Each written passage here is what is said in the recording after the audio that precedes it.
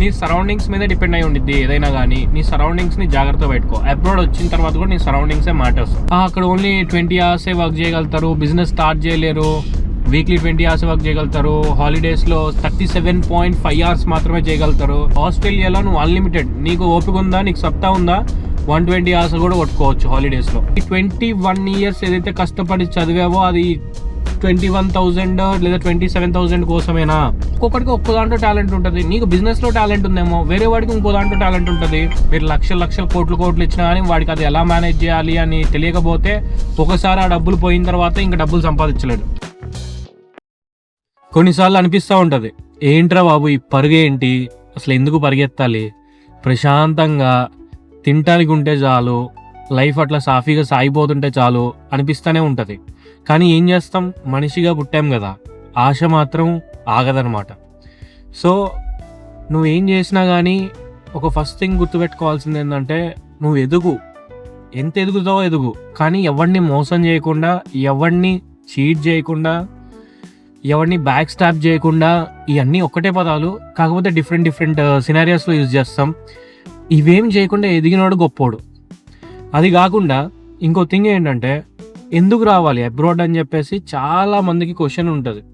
అరే నాయన, మాకు ఆల్రెడీ ఉన్నాయి ఎసెట్స్ అక్కడ ఇండియాలో, అక్కడే ఉండొచ్చు కదా, లేదా ఇంకొకటి అది తీసి పక్కన పెడితే నేను ఇప్పుడు అబ్రాడ్ వచ్చి అసలు ఏం చేయాలి, నేను వెళ్ళి ఇప్పుడు అంట్లు కడగడం కానీ లేకపోతే ఆ పార్ట్ టైం జాబులు ఎందుకు చేయాలి, ఈ క్వశ్చన్స్ అన్నీ రైజ్ అవుతాయి. సింపుల్ ఎగ్జాంపుల్ ఏంటంటే, నేను చాలామందిని ఈ ఇంటేక్లో వచ్చిన వాళ్ళని రీసెంట్గా నా చుట్టుపక్కల చూసా కదా. ఎవరికైతే అక్కడ ఇండియాలో వాల్యూ తెలీదో, వాల్యూ అంటే ఏంటి, డబ్బులు వాల్యూ అని కాదు, అలాగా లైఫ్ వాల్యూ తెలీదో అండ్ టైం వాల్యూ తెలీదో, ఈ రెండు వాల్యూస్ ఇక్కడికి వచ్చిన తర్వాత 100% తెలుస్తాయి. అండ్ ఇంకొకటి ఏంటంటే, నీ కాళ్ళ మీద నువ్వు నిలబడతావు. ఇప్పుడు మళ్ళీ కింద కామెంట్ చేయకండి ఎవరి కాళ్ళ మీద వాళ్ళే నిలబడుతున్నారు అని చెప్పేసి. ఏంటంటే ఇక్కడ ఇంకొక ఉన్న, అది ఏమైనా అనుకోండి, మీరు రెస్పాన్సిబిలిటీ మాత్రం తెలుస్తుంది. నువ్వు ఎంత రిచ్ పర్సన్ అయినా కానీ రెస్పాన్సిబిలిటీ అనేది తెలుస్తుంది. అసైన్మెంట్స్ టైంకి సబ్మిట్ చేయబోవటమా, ఒకవేళ అట్లా చేస్తే కనుక $4,500 కట్టాలి. అదేమి ఎవడు ఎంత కోటీశ్వరుడికైనా కానీ $4,500 అంటే 3 లక్షలు 3.5 లక్షలు అనమాట ఒక సబ్జెక్ట్కి. సో ఆ పెయిన్ తెలుస్తుంది. దాన్నే రెస్పాన్సిబిలిటీ అంటారు. అరే భయం వస్తుంది చూసారా, దాన్నే రెస్పాన్సిబిలిటీ అంటారు. సో రెస్పాన్సిబిలిటీ అనేది తెలియాలంటే అబ్రాడ్ రావాలి. అలా అని చెప్పేసి ఇండియాలో ఉంటే రెస్పాన్సిబిలిటీ తెలీదా అంటే, అందరికీ తెలీదు, కానీ కొంతమందికి అయితే రెస్పాన్సిబిలిటీ ఎక్కడున్నా కానీ తెలుస్తుంది. 90% of the people don't know what is there responsibility.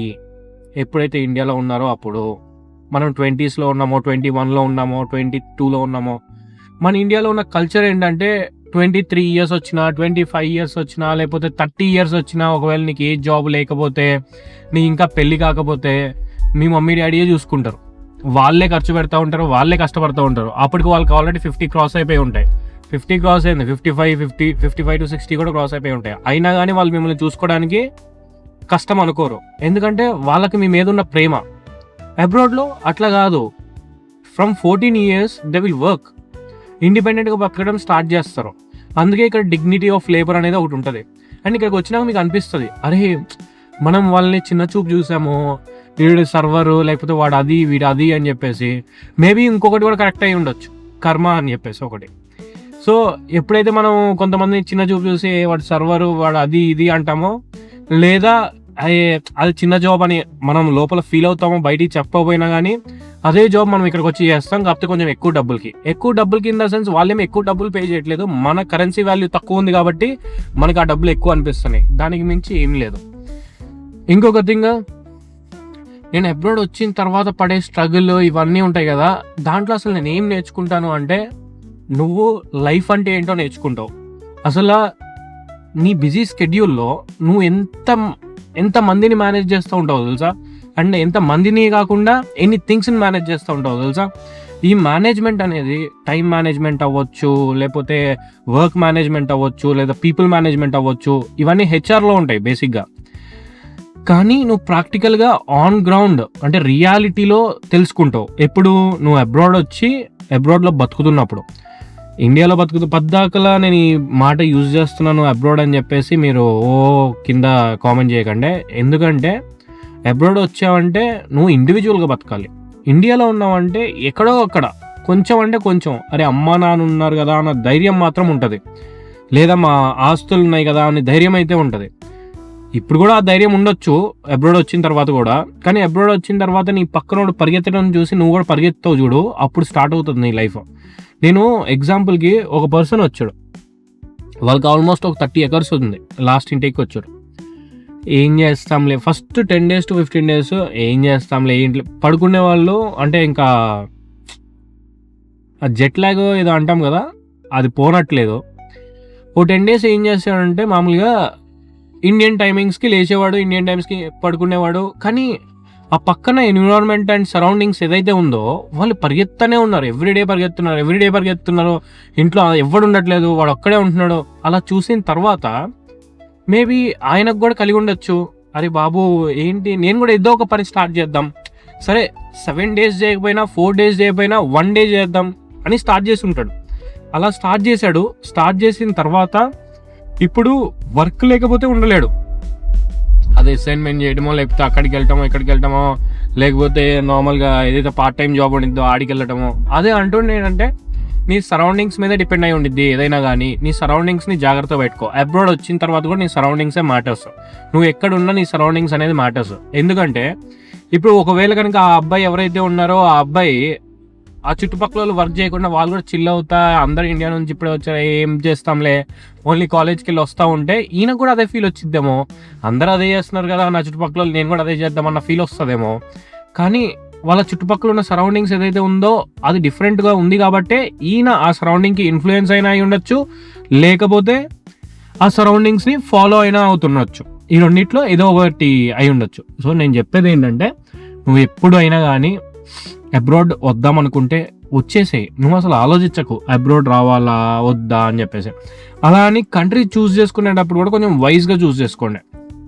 కొంతమంది కింద కామెంట్స్లో తెలియకుండానే అక్కడ ఓన్లీ 20 hours వర్క్ చేయగలుగుతారు, బిజినెస్ స్టార్ట్ చేయలేరు, వీక్లీ 20 hours వర్క్ చేయగలుగుతారు, హాలిడేస్లో 37.5 hours మాత్రమే చేయగలుగుతారు.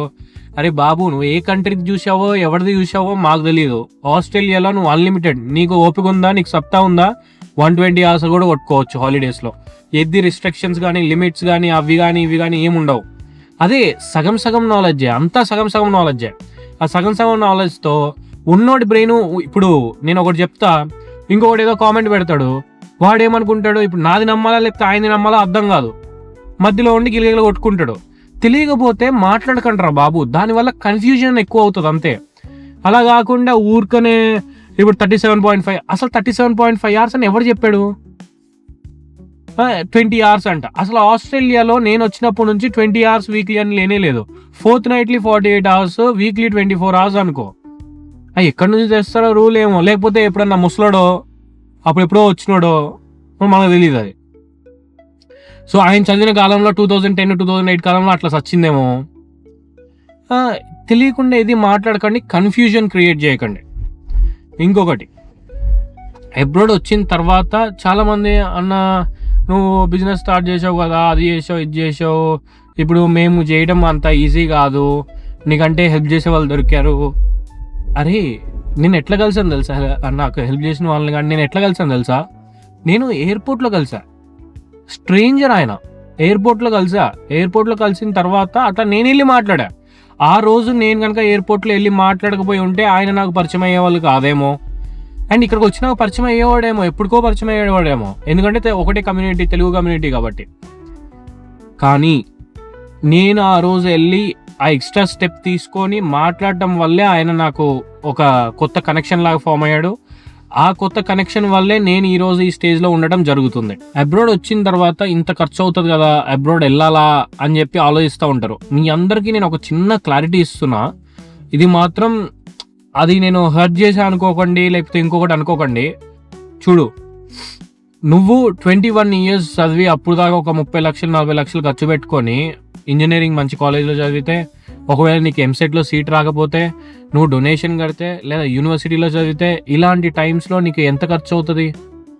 ఫ్రమ్ ఎల్కేజీ ఏదైతే ఎల్కేజీ దగ్గర నుంచి ఇప్పుడు వరకు ఏదైతే ఉందో, నీ బీటెక్ కంప్లీట్ అవ్వడానికి ఏదైతే టైం ఫ్రేమ్ ఉందో, ఆ టైం ఫ్రేమ్లో నీకు ఆల్మోస్ట్ నీకు వచ్చి 30 to 40 lakhs ఖర్చు అయి ఉంటాయి. ఆ 30 to 40 lakhs ఖర్చు చేసిన తర్వాత and 21 years of time spend చేసిన తర్వాత నీకు మిగులుతుంది ఏంటి 30,000 rupees, 40,000 rupees in hand salary, which is జనరల్గా ఏంటంటే 3.2 lakhs, 3.6 lakhs, మేబీ ఇప్పుడు కొంచెం ఇన్ఫ్లేషన్ వల్ల పెంచారేమో, 3.6 lakhs అయిందేమో. 3.6 lakhsతో స్టార్ట్ అయితే 12 3s 36, అంటే ఏంటి 30,000 రూపీస్ నీకు ఇన్ హ్యాండ్ రావు, మళ్ళీ 30,000 రూపీస్ అనమాట నీ గ్రాస్. దాంట్లో ఇప్పుడు ఏం చేస్తారు, ఆ ట్యాక్స్ ఈ ట్యాక్స్ లేకపోతే ఇదని మొత్తం ఛార్జెస్ కట్ చేసి 27,000 రూపీస్ 26,000 రూపీస్ నీకు వేస్తాడు. వేసినప్పుడు ఆ 26,000 రూపీస్ నీకు సరిపోతాయా? అండ్ నువ్వు ఈ 21 years ఏదైతే కష్టపడి చదివావో అది 21,000 లేదా 27,000 కోసమేనా? అదొక్కటి నువ్వు ఒకసారి ఆలోచించుకోవాలి. అదొకసారి ఆలోచించుకున్న తర్వాత, సరే అవును స్టార్టింగ్ ఫ్రెషర్స్కి అందరికీ అంతే వస్తాయంటే, స్టార్టింగ్ ఫ్రెషర్స్ కొంతమంది ₹1 కోటి ప్యాకేజ్ కొట్టే వాళ్ళు కూడా ఉన్నారు. అలా అని చెప్పి అందరూ అదే టాలెంట్ ఉంటుందా అంటే లేదు. ఎందుకంటే ఒక్కొక్కడికి ఒక్కో దాంట్లో టాలెంట్ ఉంటుంది. నీకు బిజినెస్లో టాలెంట్ ఉందేమో, వేరే వాడికి ఇంకో దాంట్లో టాలెంట్ ఉంటుంది. సో నేనేమని చెప్తున్నా, నువ్వు ఒకవేళ కనుక బీటెక్ చేసి ఉంటే, నువ్వు 21 years కష్టపడి చదువు ఉంటే, అన్నీ పాస్ అయి ఉంటే, నీ వర్త్ మాత్రం అది కాదు మిత్రమా. ఆ 21,000 ఆ 28,000 లేకపోతే 30,000 రూపీసో కాదు. అదొక్కటి మాత్రం గుర్తుపెట్టుకో. దానికోసమైనా నువ్వు బయటికి మూవ్ అవ్వు. ఆ కంఫర్ట్ జోన్ నుంచి బయటికి రా. అబ్రాడే కాదు, వేరే స్టేట్కి వెళ్ళిపో. నీకు ఎక్కడన్నా వేరే థింగ్స్ ఆపర్చునిటీస్ వస్తే వెళ్ళు, తీసుకో.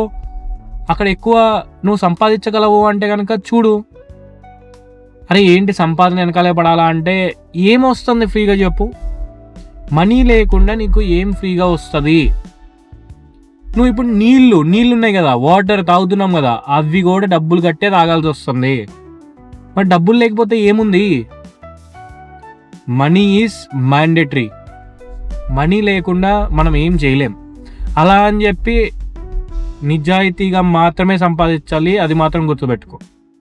ఎందుకంటే ఆ డబ్బు నీ దగ్గర చాలా కాలం ఉంటుంది నిజాయితీగా సంపాదిస్తే. అలా కాకుండా నేను ఎట్లా పడితే అట్లా సంపాదించేస్తా, వాడిని తొక్కి సంపాదిస్తా, వీడిని నరికి సంపాదిస్తా అంటే అవి ఏమి ఎక్కువ కాలం ఉండవు. ఒకవేళ ఉన్నా కానీ నీకు బయట బ్యాడ్ నేమ్ ఉండిద్ది. అలాంటి బతికి వేస్ట్.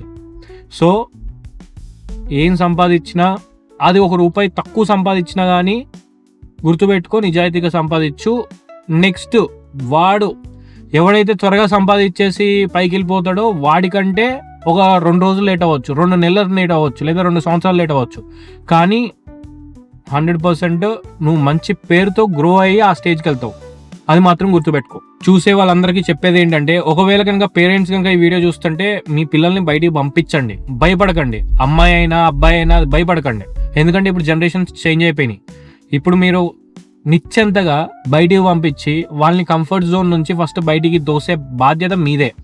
అలా బయటికి తోసిన తర్వాత ఒకవేళ మీరు మీ లైఫ్లో మీ అబ్బాయిలకి అంటే మీ పిల్లలకి ఏదన్నా మంచి హెల్ప్ చేస్తున్నారంటే కంఫర్ట్ జోన్ నుంచి బయటికి తోయడం మాత్రమే. అదొక్కటి మాత్రం గుర్తుపెట్టుకోండి.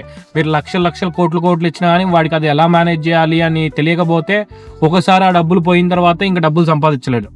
సో అదొక్కటి గుర్తుపెట్టుకొని వాళ్ళని పుష్ చేయండి, బయటికి వెళ్ళమని చెప్పండి. కావాలంటే ఎవ్రీ సంవత్సరం రమ్మని చెప్పండి. అంతేగాని అక్కడే కూర్చోబెట్టుకొని నా పిల్లలు ఇది అది అని చెప్పి అనకండి. ఎందుకంటే వాళ్ళ లైఫ్ మీరే స్పాయిల్ చేసిన వాళ్ళు అవుతారు. రేపు పెద్ద అయిన తర్వాత మా పేరెంట్స్ నన్ను పంపలేదే అబ్రాడ్ అని ఫీల్ అవుతూ ఉంటారు. అదొకటి గుర్తుపెట్టుకోండి. ఆస్ట్రేలియా ఎవరైతే వస్తున్నారో నేను ఎప్పుడు చెప్పేదే, అందులో పర్టికులర్గా ఎడ్లైడ్ వస్తుంటే కనుక గుర్తుపెట్టుకోండి, ఆసీ వారిది టీం మీకోసం ఉంది. ఎయిర్పోర్ట్ పికప్ కానీ, అకామిడేషన్ హెల్ప్ కానీ, లేకపోతే పార్ట్ టైం జాబ్ హెల్ప్ కానీ చేయడానికి మేము ఇక్కడ ఉన్నాం. ట్రై చేస్తూనే ఉంటాం. Thank you. Signing off.